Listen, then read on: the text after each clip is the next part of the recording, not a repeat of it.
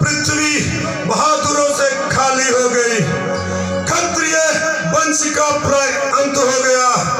अन्यथा जय मामूली सी का मान है, जिसके लिए सारा क्षत्रिय मंडल हैरान है।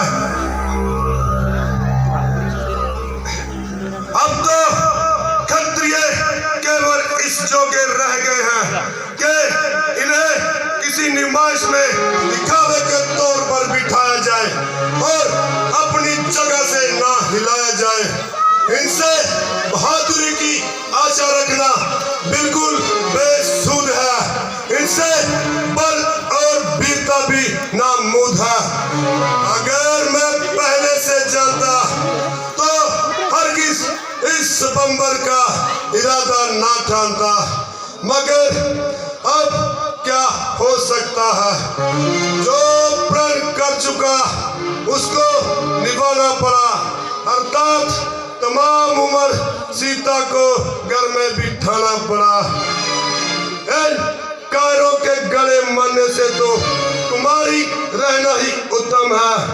स्वयंवर प्रकाश, मेहरबानी करके अपने अपने घरों में तशरीफ ले जाइए और औरतों में बैठकर सेठी जताइए।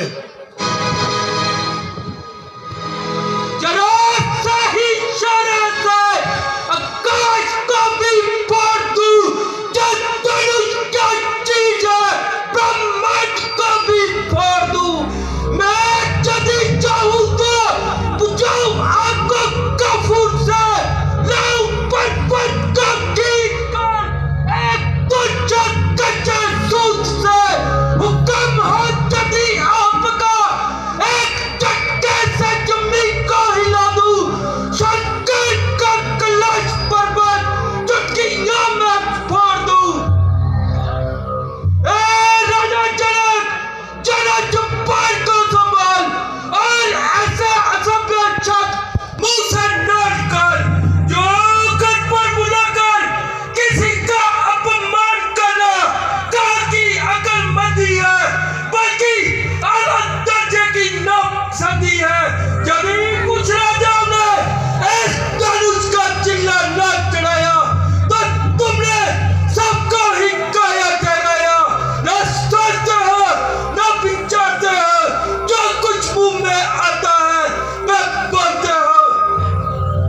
इस बदतमीजी का मजा मैं तुम्हें अभी चखा देता और पल पल में खून की नदियां बहा देता, किंतु क्या करूं, बड़े पर किया करना लक्ष्मण मजबूर है।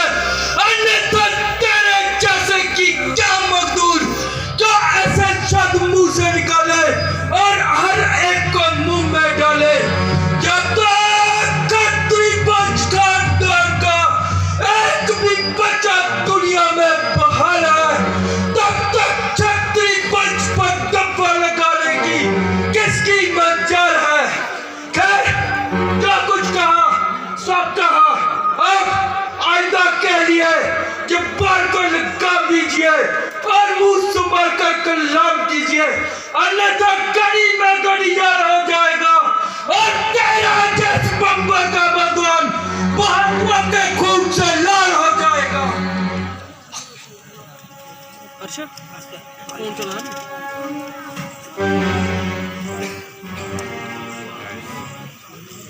बेटा लक्ष्मण, तुम्हें थोड़ी सी बात पर ऐसी तेजी में आना से। बेटा लक्ष्मण, तुम्हें थोड़ी सी बात पर ऐसी तेजी में आना से। रामचंद्र की आते हर गिज उठाए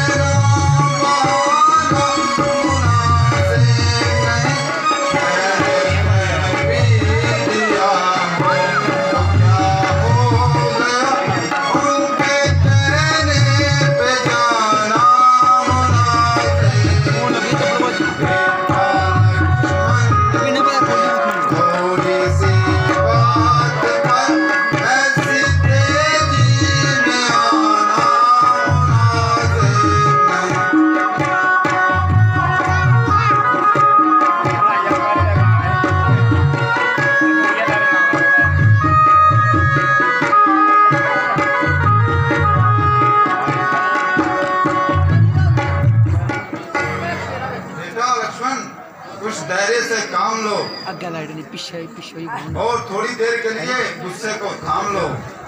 लाइट में पीछे बजा ये थी और पीछे लाइट में इस समय तुम्हारा तेजी में आना उचित नहीं और ये लड़ाने का वक्त नहीं। राजा जनक ने स्वयंवर का सम्मान किया है, ना कि कोई जंग का ऐलान किया है। वो इस समय तो बेचारा खुद ही निराश हो रहा है क्योंकि उसकी सारी कामनाओं का नाश हो रहा है। केड़ा सीन है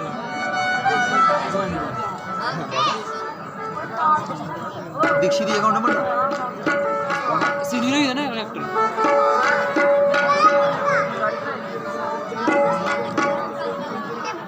और इस वक्त ये तुम्हारी बेमौका तेजी और उनका क्या इंतकाम लेगी।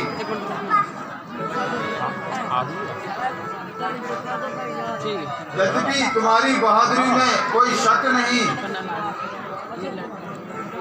किंतु रामचंद्र की मौजूदगी में आपको बोलने का कोई हक नहीं। उनका आदर करना तुम्हारा फर्ज है।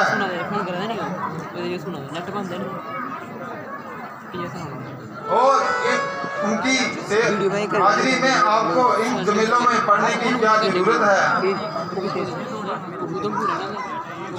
वह खुद समझदार हैं, हर तरफ से मालिक और मुख्तियार हैं। इसलिए तुमको उनकी आज्ञा का पालन करना मुनासिब है और जो कुछ वह कहें वही वाजिब है।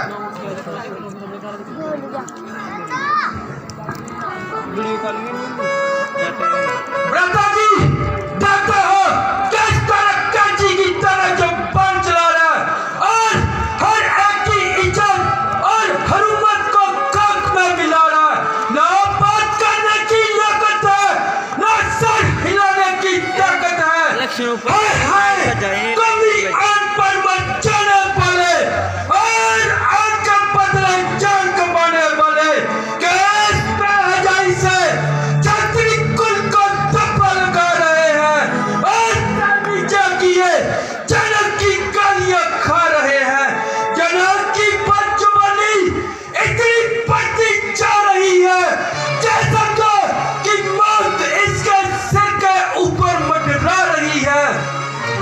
जनक की बदजुबानी का मजा इसी वक्त खा लेता हूँ, लेकिन लक्ष्मण में बिल्कुल बर्दाश्त नहीं। पहले तो इस पुरानी कमान का चक्र चूर करूंगा और फिर जनक का सर पैर से अलग करूंगा।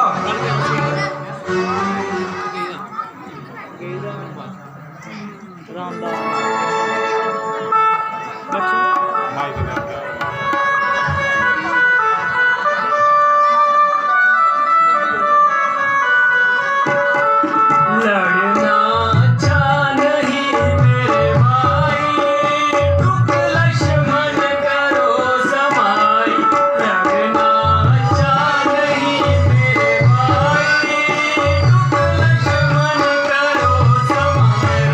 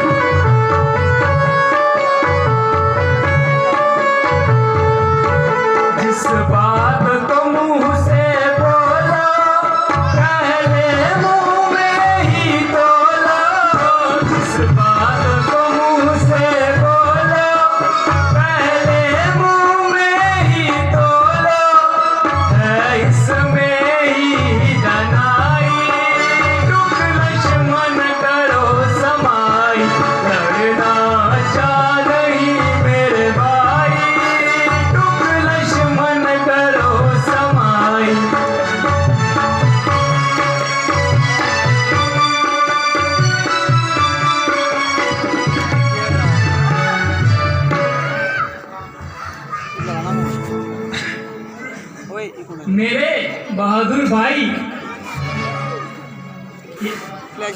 ये तो केवल तुम्हारा ख्याल है, अन्यथा तुम्हें कायर और बुज़दिल कहलाने की किसकी मजाल है।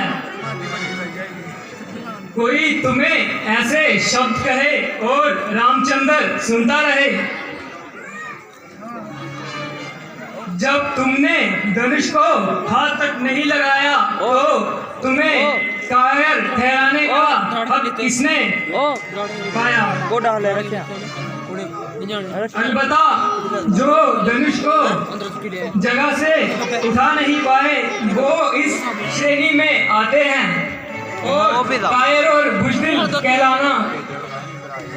कहला सकते हैं। ऐसा तुमको हरगिज कोई ख्याल नहीं करना चाहिए और दिल पर किसी तरह का मलाल नहीं करना चाहिए। इस वक्त तुम्हारा झगड़ा करना केवल नादानी है और इसमें हमारे कुल की सख्त हानि है। अगर पिताजी ये सब सुन लेंगे तो हमें सख्त से सख्त सजा देंगे। इसके अलावा हम यहाँ पे अपनी मर्जी से नहीं आए हैं, बल्कि मुनि विश्वामित्र जी हमें अपने साथ लाए हैं। इसमें उनकी भी बदनामी है।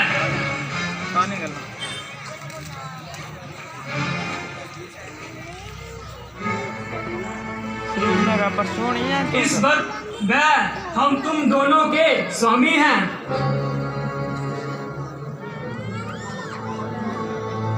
जो कुछ वह हुक्म दे वो ही हमारे लिए उचित है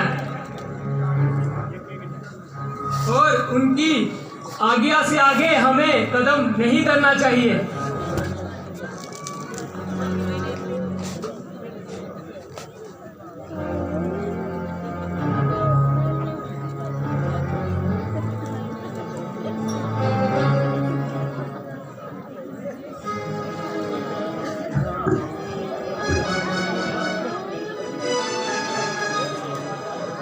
तमाम राजा अपना अपना जोर लगा चुके और सारा बल आजमा चुके, किंतु कोई भी इस धनुष का चिल्ला ना चढ़ा सका,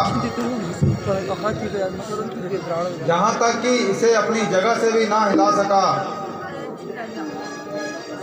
उधर जनक निराश होता जाता है और उनका चेहरा दम ब दम सफेद होता जाता है। उधर लक्ष्मण का गुस्सा दम ब दम बढ़ता जाता है और खत्रीपन का जोश चढ़ता जाता है। ऐसा न हो कि वह कोई शैतानी कर बैठे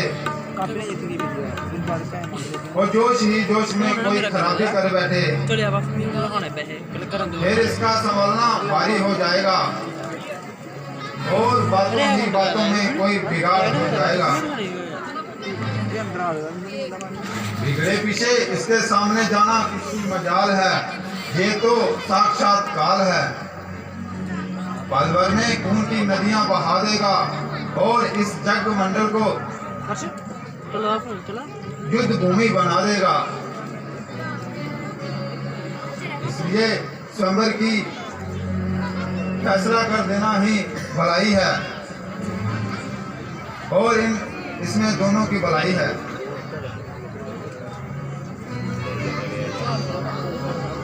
राम उठो मत देर करो, राम उठो मत देर करो, ये धनवा तुम नहीं उठाओगे, ये धनवा तुम नहीं उठाओगे और किसी में नहीं है ताकत, चिल्ला तुम्हें जलाओगे।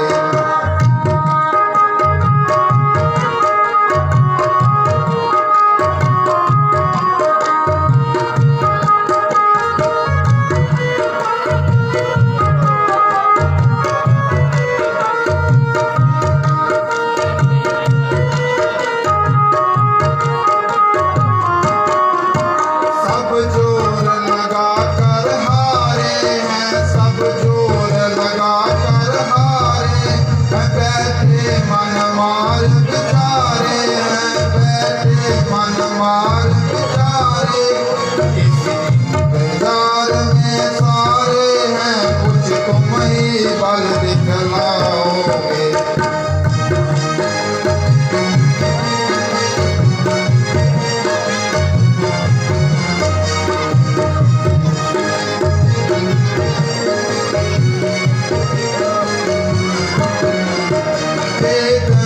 अजद भी बारी है, केतन से अजद भी बारी है, पर तुमको क्या दुश्वारी है, पर तुमको क्या दुश्वारी है, निश्चय विजय तुम्हारी है, तुम सीता को परनाओगे।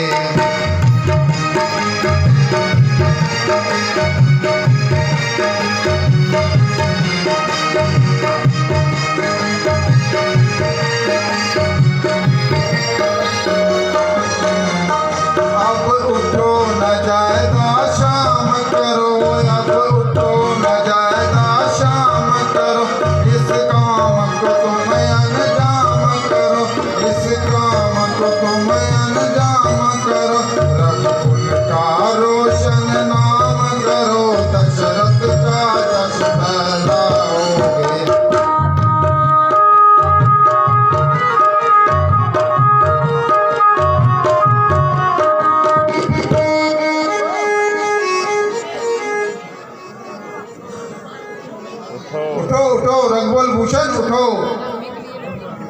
अब किस बात का इंतजार है? और तो सब अपना जोर लगा चुके, आखिर अब तुम्हारा ही वार है। आखिर जे कमान बड़ी सख्त है, तो तुम्हारी भिक्षा का भी यही वक्त है। आओ अपनी वीरता के जोर दिखाओ, निसंदेह तुम्हारी जय होगी और इस स्वयंवर की शर्त तुम्हारे नाम तय होगी।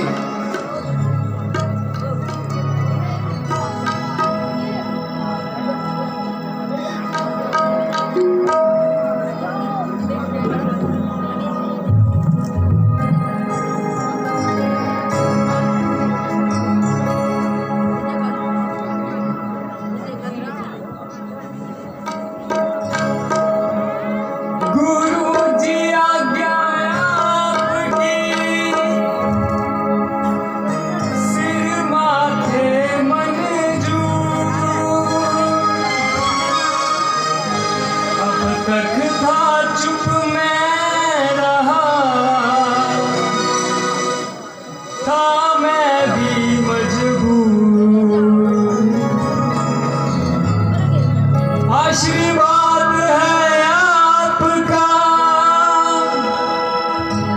अग्र राम के साथ मुश्किल ये कुछ भी नहीं है, मामूली बात। एक तेरा आसरा चला मैं करने का, ईश्वर रखियो मेरी आज सभा मेला।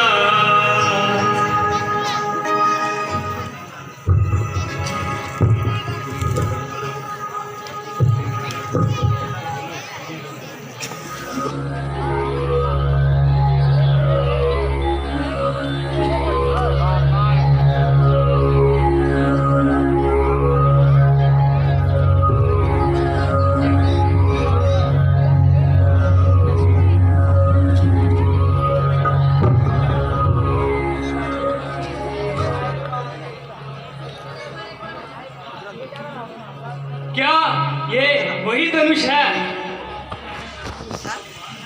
जिसके वास्ते राजा जनक को इतना अभिमान है?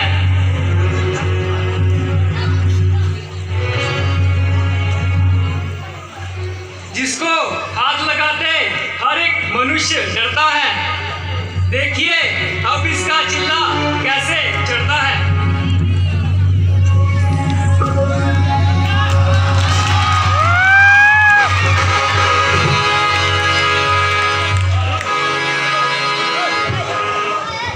सियापति रामचंद्र की, बोल सियापति रामचंद्र की, बोल सियापति रामचंद्र की। हेलो हेलो हेलो हेलो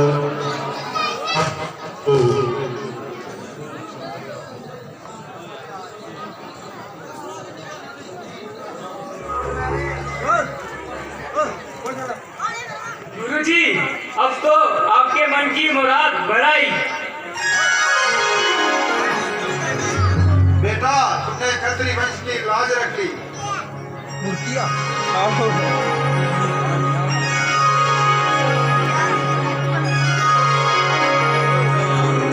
बोल सियापति रामचंद्र की, बोल सियापति रामचंद्र की, बोल सियापति रामचंद्र की।